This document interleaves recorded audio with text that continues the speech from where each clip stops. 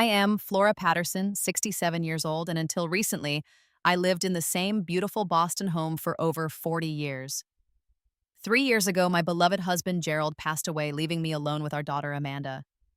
I thought she was my rock, my future, my everything. Then one evening, she forgot to hang up the phone, and I heard words that shattered my world. But what my daughter never knew, that house she was so eager to sell was always mine alone.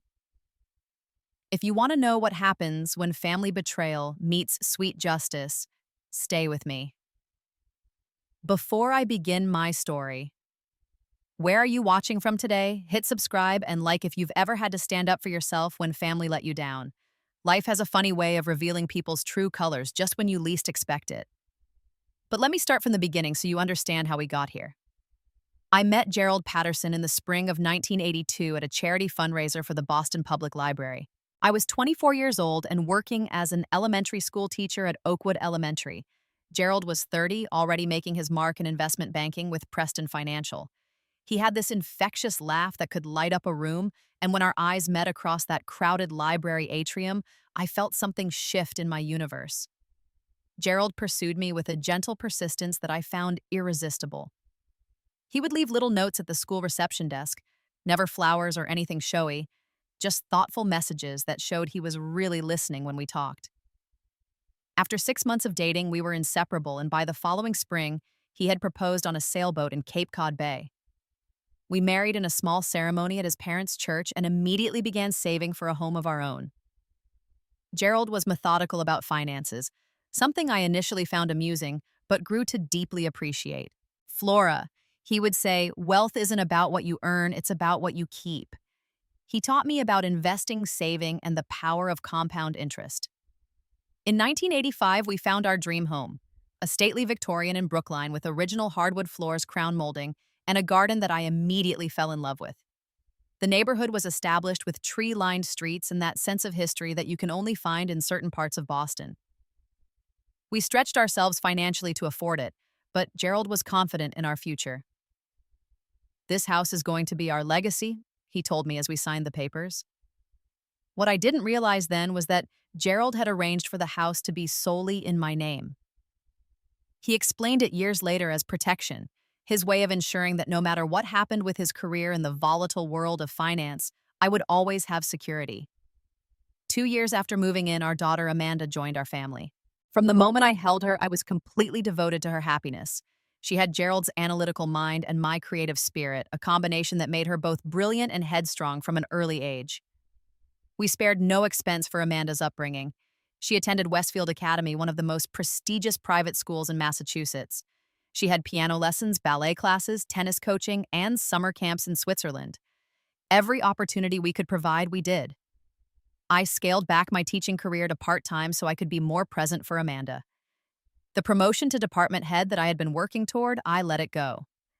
My dream of earning a master's degree in education postponed indefinitely. At the time, these didn't feel like sacrifices. They felt like investments in our family's happiness. As Amanda grew into her teenage years, I noticed a sense of entitlement developing in her. She expected the best of everything and became visibly disappointed when things didn't go her way. Gerald and I discussed it privately, concerned that perhaps we had given her too much. We should tell her that she'll need to work for what she wants in life, I suggested one night. Gerald nodded but added, let's not burden her with money worries yet. There's time for her to learn financial responsibility after college. So we kept our financial arrangements private, including the fact that the house was solely in my name. We thought we were protecting her, allowing her to focus on her education without worrying about adult concerns. In retrospect, perhaps that was our first mistake. In 2019, just after Amanda graduated from Dartmouth with a business degree, Gerald began experiencing persistent stomach pain. I urged him to see a doctor, but he dismissed it as stress until the pain became unbearable. The diagnosis came like a thunderbolt: stage 4 pancreatic cancer. Within 3 months, my strong, vibrant husband was bedridden, and 3 months after that, he was gone. During those final months, Gerald and I had many private conversations about the future. He updated his will, organized all our financial documents, and repeatedly reassured me about my security. The house is yours, Flora, always has been. He reminded me weekly from his hospice bed. Amanda will be fine. We've set aside money for her. but this home is your sanctuary. Never forget that. I nodded, too grief-stricken to fully absorb the importance of what he was telling me. I couldn't imagine that these protections he had put in place would ever be necessary against our own daughter. After Gerald's funeral, I noticed almost immediately that something had changed with Amanda. The phone calls became less frequent. Visits to the house became rare and brief. When she did come by, she often brought her new boyfriend, Tyler, a real estate developer with ambitious plans and expensive tastes. I tried to tell myself it was just grief or the natural process of a young woman establishing her independence. I couldn't have imagined then how drastically our relationship would deteriorate or how grateful I would one day be for Gerald's foresight in protecting me. Looking back at those early days after Gerald's passing, I can now see the warning signs that I missed. The way Amanda and Tyler would walk through the house discussing its potential as if I weren't even there. The way their eyes lingered on the crown molding the original hardwood floors, the spacious garden. They weren't seeing my home, they were seeing dollar signs. If only I had realized sooner what was happening, perhaps the pain wouldn't have cut quite so deep when I finally discovered the truth. The first real indication that something had changed came about 6 months after Gerald's funeral. Amanda and Tyler had gotten engaged, a whirlwind romance that culminated in a large diamond ring that seemed ostentatious to me, especially since I knew Amanda was still establishing herself in her marketing career, and Tyler's real estate development business was relatively new. Amanda invited me to dinner to catch up, but spent most of the evening on her phone, occasionally showing Tyler something on the screen that made them both smirk. When I asked about their plans, Amanda waved her hand dismissively. "We're looking at properties in Beacon Hill," she said. "Tyler thinks it's a better investment area than this neighborhood." "This neighborhood has been wonderful for over 30 years. I responded, trying to keep the hurt from my voice. Tyler leaned forward, his tone condescending. "Property values here have plateaued, Flora. The real growth is happening in other parts of Boston. This place is," he glanced around my living room, "charming, but outdated." That was the first time I felt like a stranger in my own home, like my life and memories were somehow embarrassingly obsolete. The visits became increasingly rare and uncomfortable. Each time they came, I noticed Amanda examining the house with a critical eye, commenting on the wasted space of the formal dining room, suggesting the garden was too much maintenance for someone your age, hinting that the stairs must be getting difficult. I was only 65, active, healthy, and perfectly capable of maintaining my home with occasional help from a gardener and cleaner.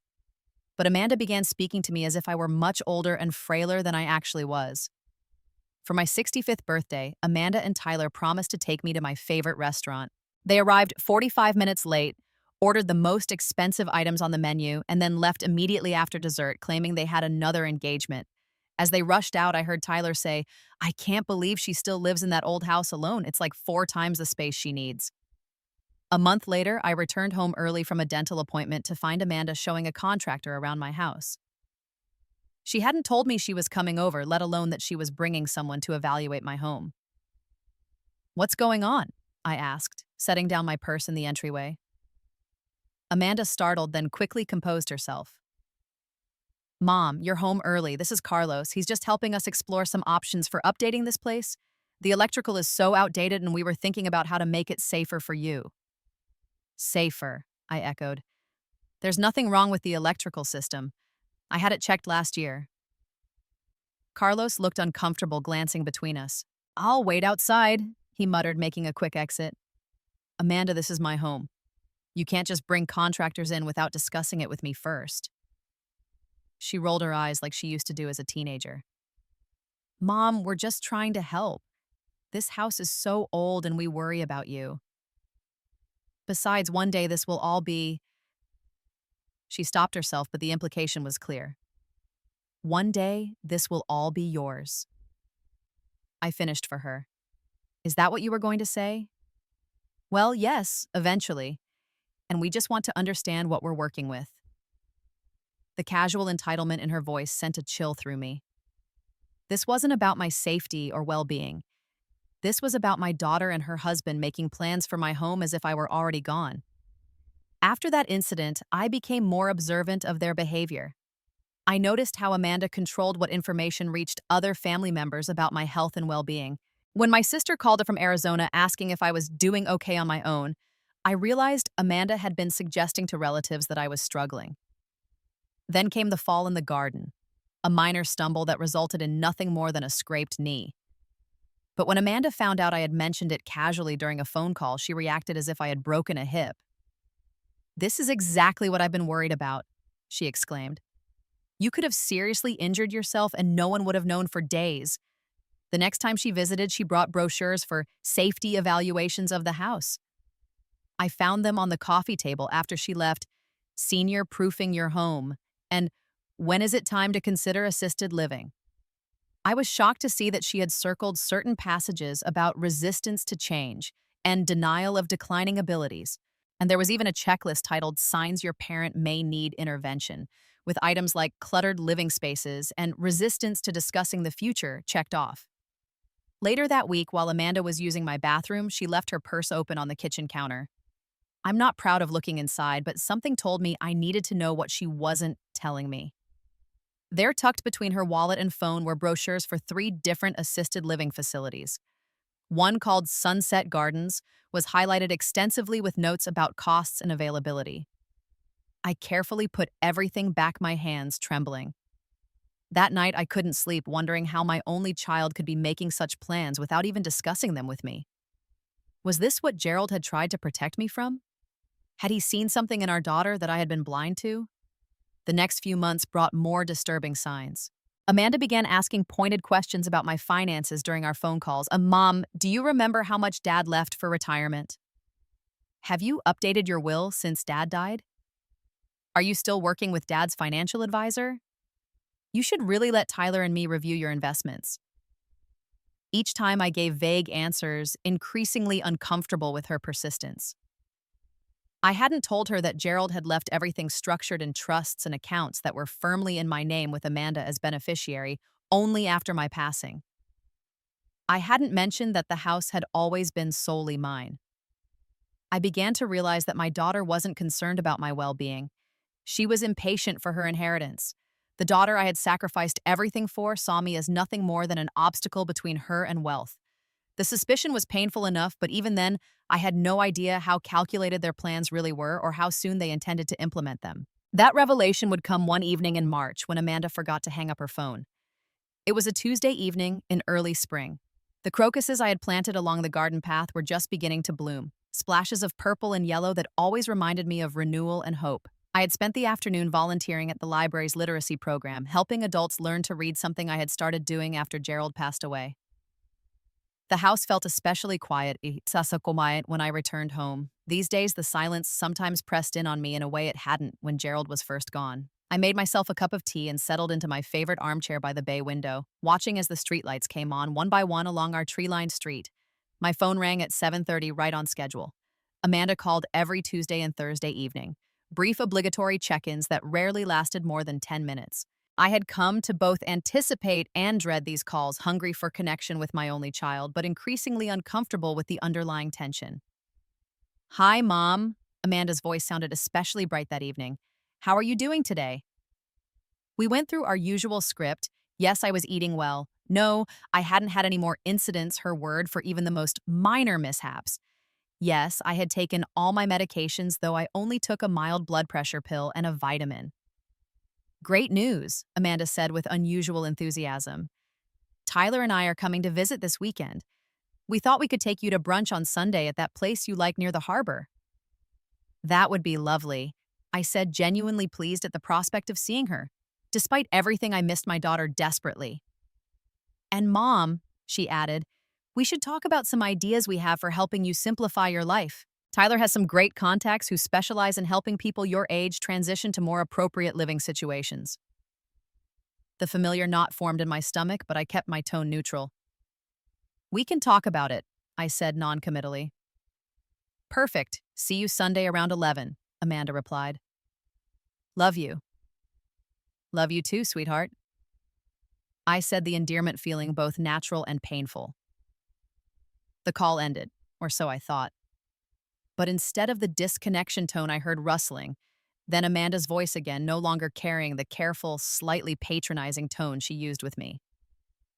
"She has no idea," I heard her say, presumably to Tyler. I almost hung up feeling like I was eavesdropping, but something made me keep listening. What did Dr. Feldman say exactly? Tyler's voice came through faintly as if he were across the room from Amanda. He says she's showing early signs of dementia. Amanda's voice was clinical detached. Nothing diagnosed yet, but he said with her age and living alone, it's concerning. I told him about her getting lost driving to the grocery store. I gasped silently. I had never gotten lost going to the store. I had mentioned taking a detour once because of road construction, but that was all. Can we use that? Tyler asked. To get power of attorney. Absolutely, son, Amanda replied confidently. Once we document a few more incidents, we can petition for guardianship. My friend Stephanie did it with her mom. You just need the right documentation. My hand shook so badly I nearly dropped the phone. My own daughter was fabricating evidence that I was mentally incompetent. How long will that take? Tyler sounded impatient. A few months maybe, but once we have control, we can make all the decisions. The social worker at Sunset Gardens already has a space reserved. It's not great, but it's what her Medicare and Social Security will cover. And then we sell the house, Tyler said, his voice dropping to an excited whisper. Exactly. He has to go to a nursing home. This neighborhood is booming. We could get $990,000 for the house in this market, maybe more. Mom has no idea the house is worth that much now, Amanda continued. Once we sell it, we'll have enough for the down payment on the beach house and to clear our credit card debt.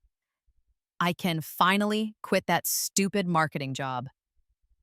I listened, frozen, in horror, as my daughter and her husband calmly discussed disposing of me and liquidating my home to fund their lifestyle.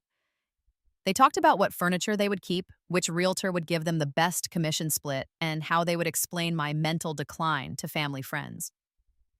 What if she fights it? Tyler asked at one point.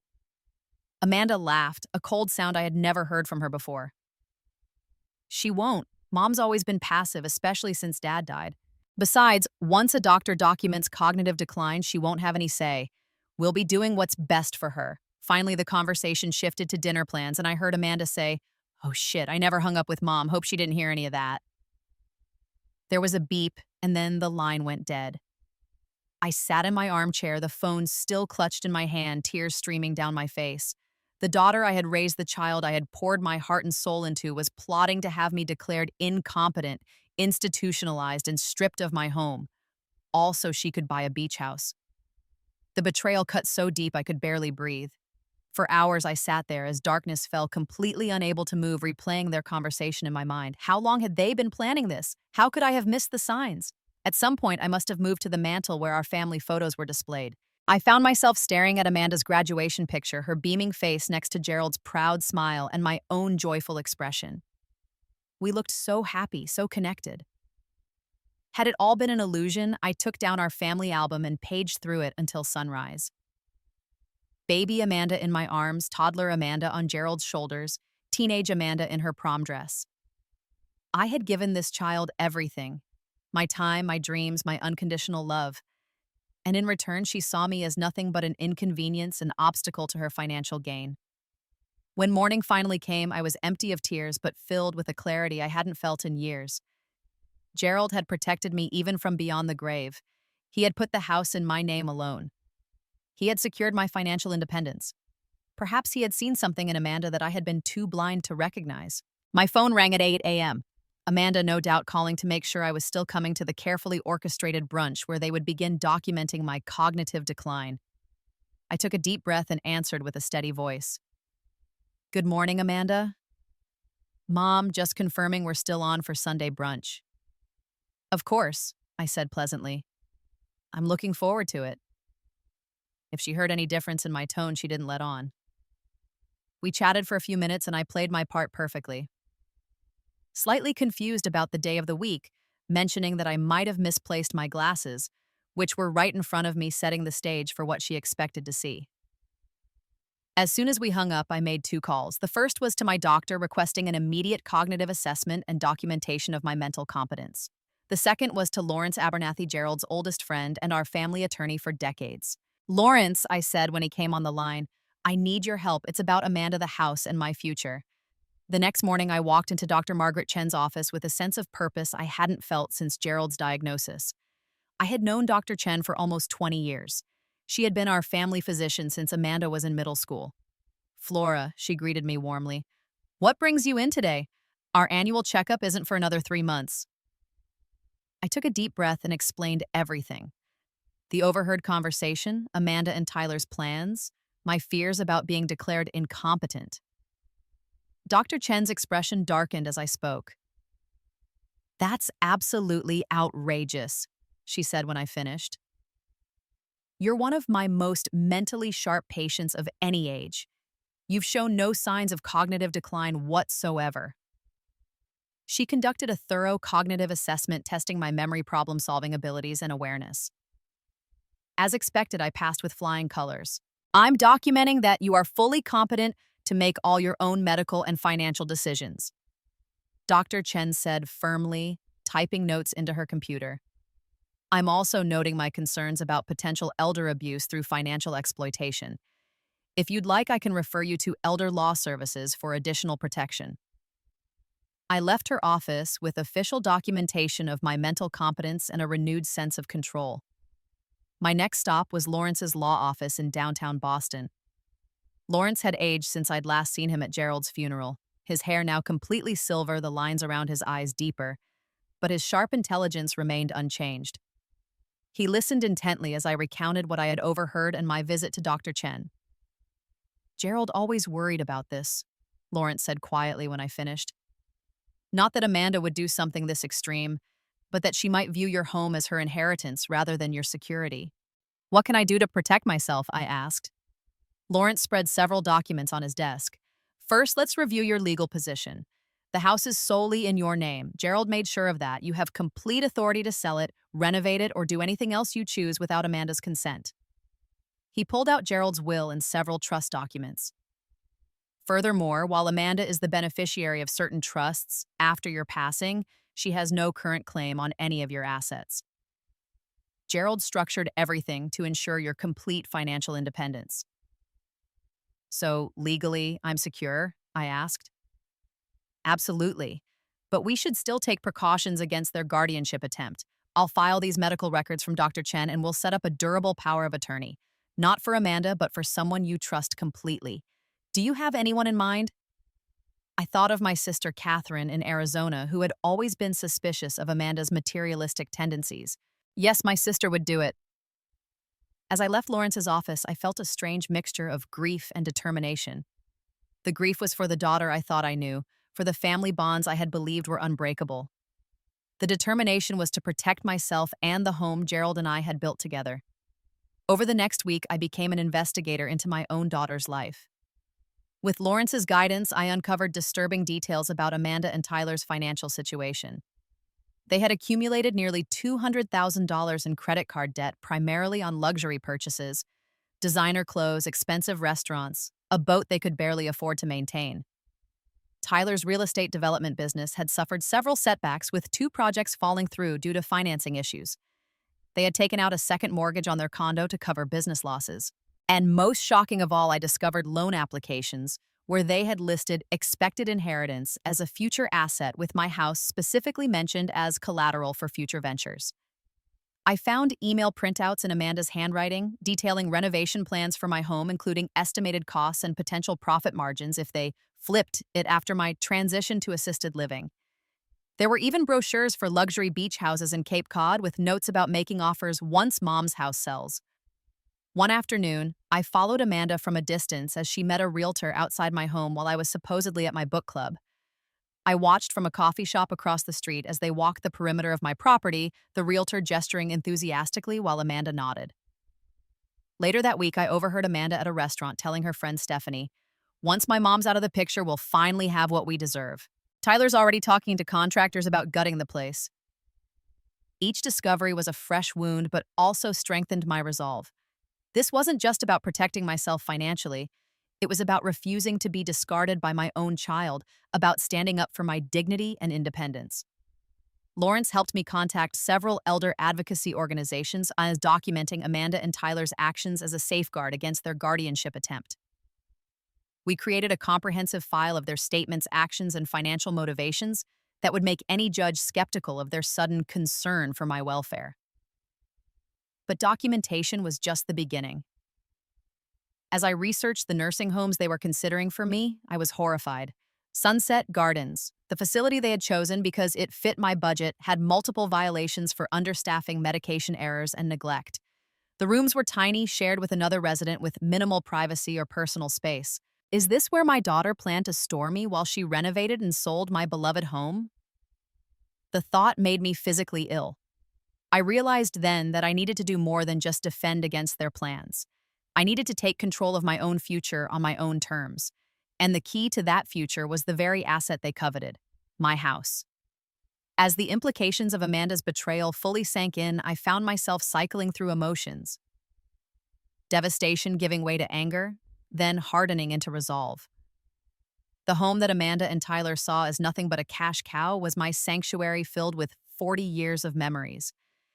Every corner held echoes of Gerald's laughter, Amanda's childhood footsteps, countless holiday gatherings, and quiet Sunday mornings. But I forced myself to look at it objectively. The house was large, 5 bedrooms, 3 bathrooms, a formal dining room, living room, family room, and a spacious garden.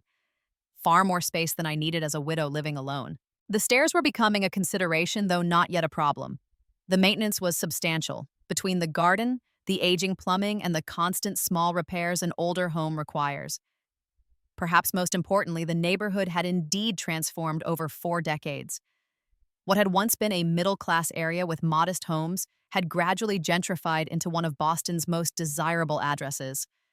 Properties on my street rarely came on the market, and when they did, they sold quickly, and for prices that would have astonished Gerald and me when we bought our home. I arranged a discreet meeting with Harriet Winters, a real estate agent recommended by Lawrence, who specialized in high-end Boston properties. We met at a small cafe several neighborhoods away from my home to ensure privacy. Based on recent comparable sales and the condition of your home, we could easily list at $975,000, Harriet told me after reviewing the photos and details I had provided. And I wouldn't be surprised if we got offers over $1 million, especially if we create a competitive situation with multiple bidders. The figure made my head spin. Gerald and I had purchased the house for just $120,000 in 1985. Even accounting for inflation, the appreciation was staggering. How quickly could it sell? I asked. In this market, with your location, we could have offers within days of listing. The challenge would be keeping it quiet if you don't want your daughter to know right away. I nodded slowly. That's exactly what I need, complete discretion. No yard signs, no public open houses, no online photos that show the exterior clearly enough to identify the property. Harriet assured me she could manage a private listing shown only to pre-qualified buyers who had signed confidentiality agreements. It might limit our buyer pool slightly, but in this neighborhood we'll still have plenty of interest. Next, I needed to find a new home for myself. Something that would provide a security, comfort, and independence for my remaining years. I spent weeks researching options, eventually discovering Riverside Meadows, a modern condominium complex designed for active seniors. The 2-bedroom unit I toured was perfect, all on one level with wide doorways, an accessible bathroom, a small balcony for container gardening, and a community of vibrant, engaged residents my age. The building had security, a concierge transportation services, and was walking distance to shops, restaurants, and a park. Most importantly, it was financially sustainable for the long term, with reasonable homeowner association fees that included most utilities and exterior maintenance. With Lawrence's help, I made an offer on the condo contingent on the sale of my house. The timing would be delicate. I needed to close on both properties nearly simultaneously, and I needed to move my belongings without Amanda realizing what was happening. While these plans were developing, I maintained the charade with Amanda and Tyler. I attended the Sunday brunch they had planned, playing the role of the slightly confused elderly mother. I forgot names of restaurants we had visited recently, appeared momentarily bewildered by the menu, and mentioned that I sometimes misplaced my keys. Amanda exchanged meaningful glances with Tyler each time I showed these signs, no doubt mentally documenting them for their guardianship case. I hated the deception, but I needed time to implement my plans without their interference. The following weeks required careful orchestration. I began gradually moving my most treasured possessions, photo albums, Gerald's watch collection, my grandmother's china, irreplaceable mementos, to a small storage unit Lawrence helped me rent. Each item I removed from the house felt like saying goodbye to a piece of my history, but also like reclaiming ownership of my life and memories. I worked with Harriet to prepare the house for a discreet marketing campaign.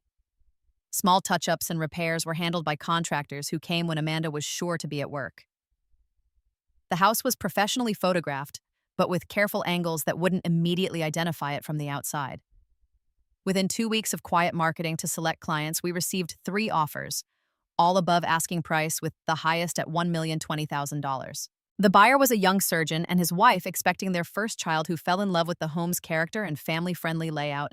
Their only condition was a relatively quick closing, 30 days, which aligned perfectly with my plans. As the process moved forward, Amanda called to announce that she and Tyler would be taking a much-needed business trip to Cape Cod for 10 days in early May. "We're looking at some potential development opportunities," she explained. "Beach properties with investment potential." I knew from my investigation that they were actually house hunting, planning to use my home's equity for their down payment. The timing couldn't have been more perfect. Their trip would coincide exactly with my closing dates and planned move.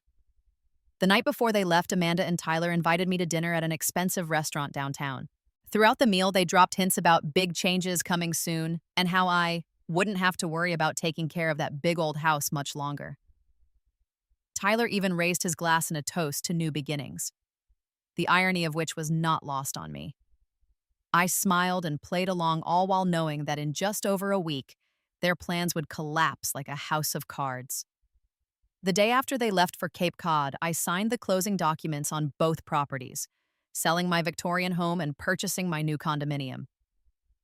Lawrence was present for both transactions, his steady presence a reminder of Gerald's enduring protection.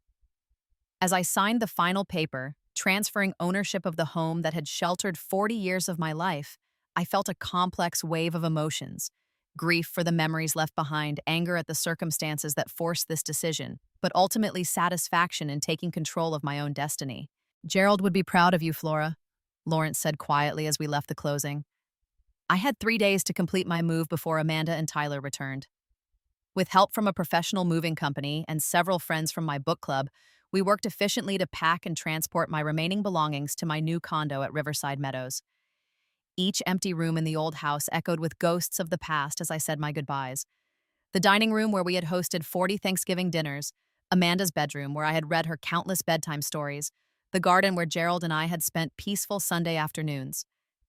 But rather than being overwhelmed by nostalgia, I found myself looking forward to creating new memories in a space that represented my choice, not my daughter's betrayal. On my final walk through the empty house, I sat down at the kitchen table, the only piece of furniture remaining, and wrote a letter. In it, I detailed everything I had overheard that March evening, every discovery I had made about their plans, and my decision to take control of my own future. I explained that the house they had coveted was sold, the proceeds secured in accounts they could never access, and that I had moved to a new home where I would live independently without their help. I concluded with words that broke my heart to write: "Amanda, I have spent my entire adult life loving you unconditionally and believing you loved me the same way. Discovering that you saw me as nothing more than an obstacle to your financial gain has shattered that belief forever. Perhaps someday we can rebuild some kind of relationship based on honesty and respect, but that can only happen when you recognize the profound wrong in what you plan to do to your own mother." I placed the letter in an envelope along with copies of the house sale documents, proof of the nursing home they had selected for me, and printed emails detailing their renovation plans. I sealed it and left it on the doorstep where they would find it upon their return. Then I walked away from the home where I had raised my family toward a future I had chosen for myself. The day Amanda and Tyler were scheduled to return from Cape Cod, I was already settled in my new condominium at Riverside Meadows. The space felt foreign yet welcoming, smaller than my old home but perfectly suited to my needs, with large windows that flooded the rooms with natural light and a balcony overlooking a landscaped courtyard. I had arranged my favorite furniture and cherished possessions to make the space feel like mine. Gerald's reading chair sat in the corner of the living room near the best lamp for evening reading. Our wedding photo and family pictures, carefully selected to exclude recent images of Amanda, adorned the walls and shelves. My gardening books were organized in the built-in bookcase alongside plans for container gardens I would create on my balcony. Throughout the day, I received excited texts from Amanda, unaware of what awaited her. Found the perfect beach house making an offer today. Just need to finalize financing once we're back. So excited. Can't wait to tell you our big news on Sunday. I responded with brief, non-committal messages. Safe travels and see you soon. Knowing that by evening her excitement would transform into something very different. Around 6 p.m., my phone rang. It was Lawrence. "They're back," he said simply. "The locksmith just called me. Thought you should know." I had arranged for Lawrence to be notified when Amanda and Tyler arrived at the house. Not because I wanted a play-by-play of their discovery, but because I needed to know when to expect the inevitable confrontation. "Thank you," I replied, my voice steadier than I felt. "And the security system at my new place is active." "Fully operational," Lawrence confirmed. "The building management has also been notified not to allow them entry without your explicit permission. You're well protected, Flora." I thanked him again and hung up, then waited. I had turned off location services on my phone so Amanda couldn't track me, but I knew it wouldn't take her long to start calling. Sure enough, within 30 minutes, my phone lit up with Amanda's name. I let it go to voicemail. Then again and again, the voicemails began almost politely. "Mom, where are you? We just got home and something's wrong. Call me back immediately." Then escalated to confusion. "Mom, the house is empty. What's going on? Where's all the furniture? Where are you?" And finally, rage. "I found your letter. How dare you? That house was supposed to be my inheritance. You had no right to sell it. Call me back now." Text messages flooded in simultaneously. "What have you done? Where is my inheritance? You can't just disappear like this. Dad would be ashamed of you." That last one made me laugh bitterly. Gerald ashamed that I had protected myself exactly as he had intended. No, Gerald would have been heartbroken to see what our daughter had become, but proud that I had found the strength to stand up for myself. After about 2 hours, the calls switched to Tyler's number, his messages increasingly threatening. "This is elder financial abuse. We'll sue you for selling family property. We already spoke to a lawyer. What you did is illegal. We're calling the police to report you missing if you don't call back in 1 hour." I remained silent, letting them flail in their desperation and anger. Lawrence had assured me that legally I was on completely solid ground. The house had always been solely in my name. I had medical documentation of my competence. Their threats were empty, the tantrum of two entitled people whose plans had suddenly collapsed. Around 10 p.m., I received a call from an unknown number. Against my better judgment, I answered. "Flora, it's Lawrence. I'm calling from my personal cell because Amanda and Tyler just showed up at my office." "At this hour?" I asked, surprised. "They're desperate," Lawrence replied. "They're demanding to know where you are, threatening to call the police, claiming you've been manipulated. I've explained the legal reality to them, but they're not accepting it. I thought you should know they're actively looking for you." I thanked him for the warning and assured him I was safe in my new home. After we hung up, I took additional precautions, notifying the building's security desk not to confirm my residency to anyone asking my next-door neighbor, a retired police officer I had befriended during my move, to keep an ear out for any disturbance. The next morning, I woke to find 17 missed calls and over 30 text messages from Amanda Tyler and several numbers I didn't recognize. I deleted them all without reading or listening. Then I made myself a cup of tea and sat on my balcony watching the sunrise over my new neighborhood. For the first time since overhearing that devastating phone call, I felt truly at peace. The betrayal still hurt. It would always hurt, but I had refused to be a victim. I had taken control of my future and protected myself from those who sought to discard me for financial gain. Around noon, my building's concierge called up to my unit. "Mrs. Patterson, there's an Amanda Winters here insisting on seeing you. She claims she's your daughter and that you're in danger. Should I send her away or call the police?" I took a deep breath. "Please tell her I'll come down to the lobby, but that security should remain present." 10 minutes later, I stepped off the elevator to find Amanda pacing frantically while a security guard watched her closely. When she saw me, her face contorted with rage. "How could you do this?" she shouted, drawing stares from residents crossing the lobby. "You stole my inheritance. You sold my house." I remained calm, motioning for her to lower her voice. "It was never your house, Amanda. It was always mine." "Dad meant for me to have it," she insisted. "No, he didn't," I replied firmly. Dad put the house solely in my name 38 years ago, specifically to ensure my security. He updated his will 3 years ago to reinforce that. The inheritance you were counting on was never yours to begin with. But we had plans, she cried, her voice breaking. We put a deposit on a beach house. We told everyone we were moving. Yes, I know all about your plans, I said, including Sunset Gardens, the nursing home you selected because it fit my budget, including your discussions with Dr. Feldman about my non-existent cognitive decline, including your detailed renovation plans for after you shipped me off. Her face paled. How did you? You forgot to hang up the phone that night in March, I said quietly. I heard everything, Amanda. Every single word about how you planned to have me declared incompetent, institutionalized, and stripped of my home. Amanda's expression shifted from shock to calculation. Mom, you misunderstood. We were trying to help you. That big house was too much for you to manage alone. We were worried about your safety. No, I said firmly. You weren't worried about my safety. You were counting on my house to solve your financial problems. $200,000 in credit card debt, failed real estate ventures, the beach house you couldn't afford.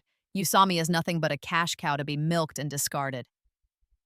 Her facade crumbled. You don't understand. We needed that money. Tyler's business is struggling, and that house was just sitting there, wasted on one old woman. The cruelty of her words hung in the air between us. That old woman is your mother, I said softly. The woman who gave up her career to raise you, who paid for private school and college and dance lessons and summer camps, who loved you unconditionally for 40 years. For just a moment, I saw a flicker of shame cross Amanda's face, quickly replaced by bitterness. So what now? You've punished us by selling the house. Are you happy we're financially ruined? I didn't sell the house to punish you, I corrected her. I sold it to protect myself from your plans. I'm now living comfortably in a home I chose with neighbors my age, security I can count on, and financial independence you can't touch. What happens to you and Tyler now is entirely the result of your own choices and actions. So that's it, you're just cutting me off. Your only daughter. Her voice cracked with what might have been genuine emotion, or might have been another manipulation. I'm protecting myself from people who planned to discard me, I replied steadily. If someday you can understand the gravity of what you intended to do, if you can approach me with genuine remorse rather than anger over the money you didn't get, perhaps we can begin to rebuild some kind of relationship. But it will never again be based on blind trust or financial support. Amanda stared at me for a long moment, tears streaming down her face. Then, without another word, she turned and walked out of the building.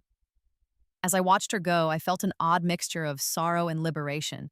I had lost the daughter I thought I had, but I had found a strength in myself I hadn't known existed. That evening, I joined a group of my new neighbors for dinner in the building's community room.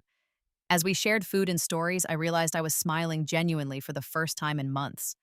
I had survived the worst betrayal imaginable and emerged not just intact but stronger. The path forward would not be easy. Amanda and Tyler's financial collapse came swiftly. The beach house deal fell through, creditors began calling, and Tyler's business ultimately failed under the weight of debt and poor management. Their marriage, built on materialistic values and the promise of an inheritance that never materialized, didn't survive the strain. They divorced less than a year later. 3 years have passed since the day I discovered my daughter's betrayal. My life at Riverside Meadows has blossomed into something I never expected in my late 60s. A vibrant community of friends, meaningful volunteer work at the local literacy center, even a book club I founded for residents that now has 20 members. My 2-bedroom condo has truly become home, with thriving container gardens on the balcony that remind me of my larger garden without the maintenance. I've developed new routines that suit this chapter of my life. Morning walks along the river with my neighbor Dorothy, weekly concerts in the park during summer cooking classes in the community kitchen. The financial security Gerald ensured for me has allowed me to travel, something we had always planned to do in our retirement. Last year, I finally saw the lavender fields of Provence and the canals of Venice. This year, I'm planning a trip to the Scottish Highlands with 2 friends from my building. As for Amanda, our relationship has undergone a painful but necessary transformation. The financial collapse I witnessed from a distance was complete. Bankruptcy foreclosure on their condo, Tyler's business shuttered. Amanda and Tyler divorced acrimoniously, each blaming the other for their failed schemes. 6 months after our confrontation in my building's lobby, I received a letter from Amanda. Unlike her previous communications, which had been full of demands and accusations, this one carried a different tone. Mom, I've been in therapy for the past 3 months trying to understand how I became someone who could do what I planned to do to you. I'm not asking for forgiveness or financial help. I just want you to know that I'm working to become a better person than the one you discovered that day on the phone. Amanda. I didn't respond immediately. Trust once shattered so completely cannot be glued back together with a single letter. But I did save it, recognizing it as possibly the first genuine communication from my daughter in years. Over time, more letters came, each showing incremental growth in self-awareness. Amanda had found a new job at a marketing firm, moved to a modest apartment, and continued her therapy. She never asked for money or mentioned the house, just shared small details about her life and occasionally asked about mine. After a year of correspondence, I agreed to meet her for coffee at a neutral location. The woman who sat across from me was changed, humbled by failure, stripped of entitlement, beginning to understand the enormity of what she had planned to do. I don't expect you to ever trust me again, she said, her eyes downcast. I wouldn't in your place. Trust is earned over time, I replied, but I am willing to see if you've truly changed. Our relationship now is careful, bounded by clear expectations and limited emotional investment on my part. We meet occasionally for lunch or a museum visit. I listen to her stories about her new life, simpler, less materialistic, more grounded in reality. I share selected aspects of mine, my travels, my friends, my volunteer work. What we don't discuss is money, inheritance, or the past beyond what's necessary for healing. The daughter I raised and loved unconditionally is gone, replaced by someone I'm still getting to know. The mother who sacrificed everything without question has also disappeared, replaced by a woman who understands that love without boundaries isn't love at all. It's vulnerability to exploitation. The greatest lesson I've learned through this painful journey is that aging doesn't mean relinquishing control of your life to the younger generation. It means adapting, planning, and maintaining your autonomy for as long as possible. It means recognizing that you have value and rights that don't diminish with your years. Gerald knew this. It's why he structured our finances to protect me, why he put the house solely in my name all those years ago. He saw what I couldn't, that our daughter had developed values fundamentally different from our own, that money and status had become her driving forces. His final gift to me wasn't just financial security, but the tools to protect my dignity and independence. I've shared my story with my friends at Riverside Meadows, many of whom have faced similar, if less dramatic, pressures from adult children eager to help manage their assets. Together, we've formed an informal support group, educating ourselves about elder rights, financial protection, and the importance of maintaining control over our own lives. Some of my friends have wonderful, supportive children who genuinely want what's best for their parents. Others have relationships more like mine, complicated, damaged by greed or entitlement, requiring careful boundaries. What we all share is the determination to age on our own terms, making our own decisions for as long as we are able. If there's wisdom I've gained that I wish to share, it's this: love your children with your whole heart, but secure your own future with clear eyes. Recognize that the child you raised may not be the adult who makes decisions about your elder years. Plan accordingly, protect yourself legally, and never surrender your autonomy until absolutely necessary. And if you find yourself betrayed by those you trusted most, know that it's never too late to stand up for yourself, to rebuild a life of dignity and purpose, to find joy even after heartbreak. As I sit on my balcony this evening, watching the sunset paint the sky in shades of pink and gold, I feel not bitterness, but peace. I am exactly where I choose to be, surrounded by people who value me for who I am, not what I own. My financial security is protected, my daily life is filled with meaning and connection, and my future remains firmly in my own hands. That is a victory worth celebrating, a legacy Gerald would be proud of, and a story I hope gives courage to others facing similar challenges in their families. What about you? Have you ever had to protect yourself from those who should have protected you? Have you found the strength to set boundaries with family when necessary? Share your experiences in the comments below. And if this story resonated with you, please like, subscribe, and share it with someone who might need to hear that it's never too late to stand up for yourself. Thank you for listening to my journey, and remember, your age doesn't determine your worth or your right to dignity and respect.